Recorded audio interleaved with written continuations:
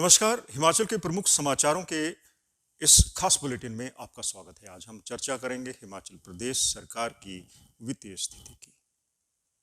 हिमाचल प्रदेश की भारतीय जनता पार्टी सरकार अपने कार्यकाल का चौथा बजट इस मार्च में पेश करने वाली है। ये बजट किस तरह का होगा, सरकार की क्या दिक्कतें हैं, इस पर भी खूब चर्चा करेंगे। और सबसे पहले बात करते हैं मुख्यमंत्री जयराम ठाकुर की, जो वीरवार को दिल्ली रवाना हो रहे हैं। दिल्ली रवाना होने का बड़ा कारण यही है कि केंद्र सरकार ने राजस्व घाटे के अनुदान में से 1,000 करोड़ रुपए की कटौती इस साल कर दी थी, क्योंकि कोरोना काल के दौरान राज्य सरकार की राजस्व प्राप्तियों में बहुत ज़्यादा कमी देखने में आई थी। और इसी कमी के चलते न केवल हिमाचल प्रदेश सरकार वित्तीय घाटे से जूझ रही है, बल्कि देश की अन्य सरकारें भी। अब इसी के सिलसिले में मुख्यमंत्री दिल्ली रवाना हो रहे हैं और बजट पेश करने से पहले कई मामलों में दिल्ली की केंद्रीय नेतृत्व से बातचीत करेंगे। और उम्मीद की जा रही है कि वो कुछ ज़्यादा आर्थिक मदद हासिल करने की कोशिश करेंगे, क्योंकि अब की बार हिमाचल प्रदेश में राजस्व घाटा कुछ ज़्यादा होगा।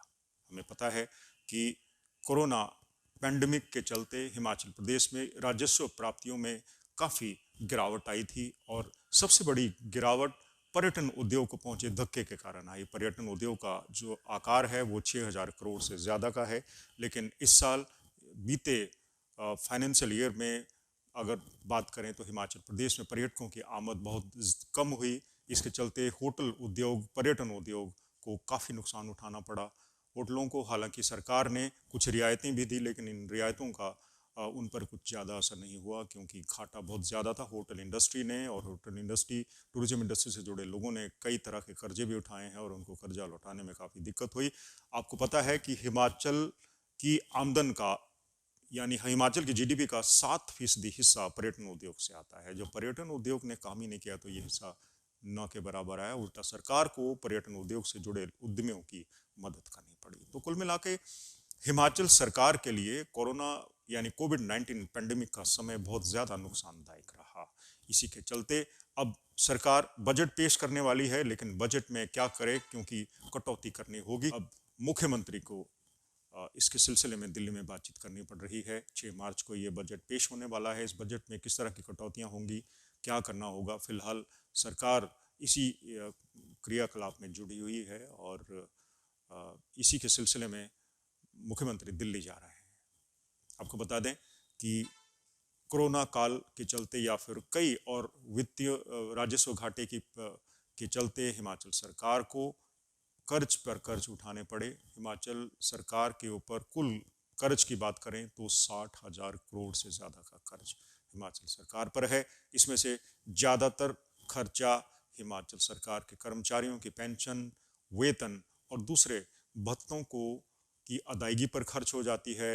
और ये जो कर्ज है लगातार हिमाचल पर बढ़ रहा है। आमदन यानी राजस्व प्राप्तियां बढ़ाने की कोशिश भी की गई, लेकिन अब की बार कोरोना काल के चलते राजस्व प्राप्तियां नहीं हो पाई और हिमाचल का जो राजस्व था वो बहुत, जो अनुमान था उसे काफ़ी नीचे रहा। कोविड-19 पैंडेमिक के चलते हिमाचल प्रदेश में जीएसटी की कलेक्शन भी काफ़ी कम हुई, क्योंकि उद्योग घाटे में चल रहे थे। पर्यटन उद्योग पहले से ही मंदी की मार से जूझ रहा था। सो कुल मिलाकर चालू वित्त वर्ष हिमाचल सरकार के लिए घाटे का सौदा साबित हुआ, क्योंकि हिमाचल सरकार के खर्चे बढ़ गए। एक तरफ सरकारी कर्मचारियों और दूसरे सरकारी खर्चों को पूरा करना था, वहीं कोरोना काल के चलते सरकार को अतिरिक्त खर्चे भी करने पड़े। सो कुल मिलाकर अब की बार खर्चे ज़्यादा हुए हैं और उसकी तुलना में राजस्व की प्राप्ति कम हुई है। अब इसी घाटे के पोषण के लिए मुख्यमंत्री दिल्ली का दौरा कर रहे हैं, वहाँ जाएंगे, मिलेंगे और उम्मीद है कि केंद्र सरकार पहले की तरह से हिमाचल को रियायत देगी और अब की बार जो हिमाचल प्रदेश का बजट है सरकार को उसमें कुछ ज़्यादा कटौती नहीं करनी पड़ेगी। तो ये था आज का विश्लेषण। आपको कैसा लगा हमें ज़रूर बताइएगा। आपकी सजेशंस का हमें बेसब्री से इंतज़ार रहेगा।